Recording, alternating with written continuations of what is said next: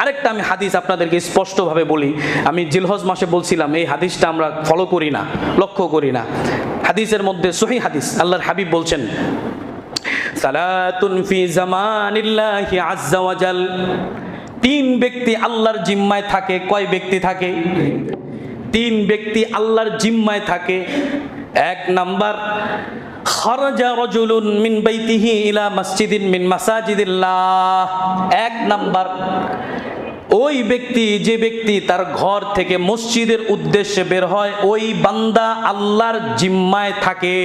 সুবহানাল্লাহ। মসজিদের উদ্দেশ্যে যে বান্দা ঘর থেকে বের হয় সে আল্লাহর জিম্মায় থাকে। এই যে এখানে যারা আসছে নামাজ পড়তে আসছে আল্লাহর ঘরে, এরা কিন্তু আল্লাহর জিম্মায়। এই আল্লাহর জিম্মায় থাকা বান্দাদের কেউ যদি কষ্ট দেয়, কেউ যদি দুঃখ দেয়, আল্লাহ তাআলা কি সইবেন?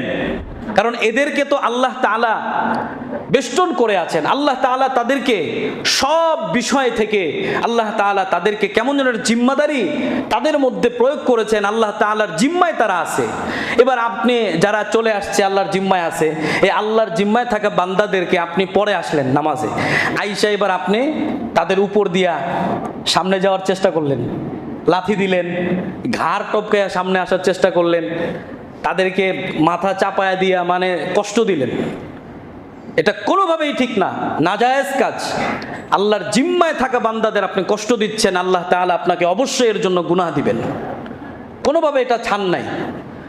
আপনার যদি আগে আসতে মনে চায় আগে আসবেন, যদি সামনে যাইতে মনে চায় কি করবেন?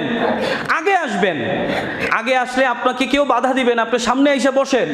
কিন্তু আপনার পরে আসবেন, আবার পরে আইসা মানুষকে ধাক্কা দিবেন, কষ্ট দিবেন, সামনে আসার জন্য চেষ্টা করবেন, এটা কোনোভাবেই ইসলাম সমর্থন করে না। আর এটা নাজায়েজ কাজ, এটা মসজিদের আদবের খেলাফ এবং আল্লাহ তাআলা অবশ্যই এই ব্যাপারে নারাজ হন।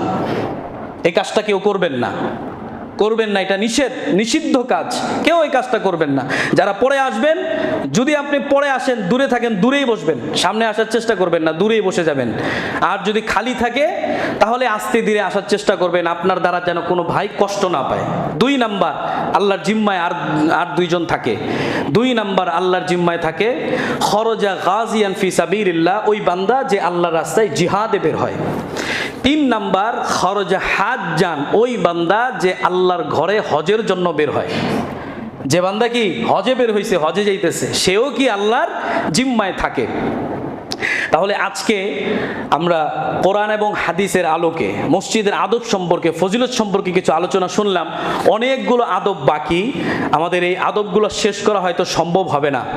তারপরেও আমরা যেই আদবগুলো শুনেছি, মসজিদের আদব যেন আমাদের দ্বারা কোনোদিন ক্ষুণ্ণ না হয়, নষ্ট না হয়, মসজিদের আদব আমরা অবশ্যই রক্ষা করব ইনশাআল্লাহ। কথা ঠিক না বা ঠিক?